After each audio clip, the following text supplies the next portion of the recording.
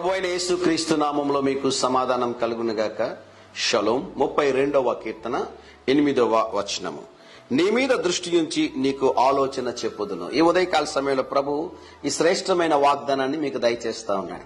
ఉదయం మీరు కూడా ఏమైనా ఆలోచన చేస్తున్నారేమో, ఒకవేళ మీ చదువుని గురించి, మీ ఉద్యోగాన్ని గురించి, మీ లైఫ్ పార్ట్నర్ గురించి, లేకుంటే మీకున్నటువంటి అప్పుల గురించి ఏదో ఒక కలవరము, భయముతో మీరు నిలబడి ఉంటే ప్రభు మీకు ఇస్తున్నటువంటి శ్రేష్టమైన వాగ్దానం ఏంటి అంటే, నీ మీద దృష్టి ఉంచి నీకు ఆలోచన చెప్పుదును, నీవు నడవవలసిన మార్గములో నేను నిన్ను నడిపించేదును. మీరు విమానాన్ని గమనించినట్లయితే ఒకసారి టేకాఫ్ అయిన తర్వాత ఏటీసీ అంటారనమాట, ఎయిర్ ట్రాఫిక్ కంట్రోల్.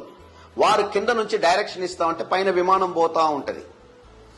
ఎప్పుడైతే ఏటీసీతో సంబంధాలు తెగిపోతాయో విమాన ప్రమాదాలు జరుగుతాయి. ఎప్పుడు ఏటీసీతో సంబంధం కలిగి ఉండాలి. క్రైస్తవులైనటువంటి మనం, దేవుని బిడ్డలు, ఎప్పుడు కూడా యేసయ్యతో కనెక్షన్ కలిగి ఉండాలి. అయితే విమానానికి భూమి మీద నుంచి డైరెక్షన్ వస్తుంది, మనకి పరలోకంలో నుండి భూమి మీద ఉన్నటువంటి మనకు డైరెక్షన్ వస్తుంది. ప్రభు ఈరోజు నీకు ఇస్తున్న వాగ్దానం ఏంటి అంటే, నీ మీద దృష్టి ఉంచి నీకు ఆలోచన చెప్పుదును. కనుక మీరు ఏ ఆలోచనలు చేస్తా ఉన్నారు? దేని గురించి కలవరపడుతున్నారు? దేని గురించి ఆందోళన చెందుతున్నారు? దేని గురించి కలవరపడొద్దండి, ఆందోళన చెందొద్దండి, భయపడొద్దండి. మనకి యేసయ్య చక్కని ఆలోచనని దయచేసి చక్కని మార్గంలో ప్రభు మిమ్మల్ని నడిపించబోతున్నాడు. ఒకసారి దేవునికి స్తోత్రం చెప్దామా? దేవుని నామానికి స్తోత్రం కలుగునుగాక. హల్లెలూయా. చిన్న ప్రార్థన చేస్తాను, విశ్వాసంతో ఏకీభవిస్తారా?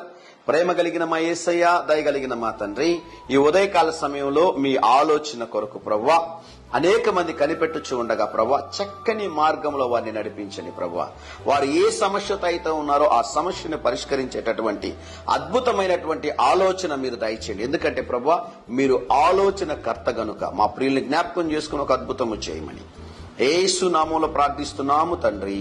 ఆమేన్, ఆమేన్.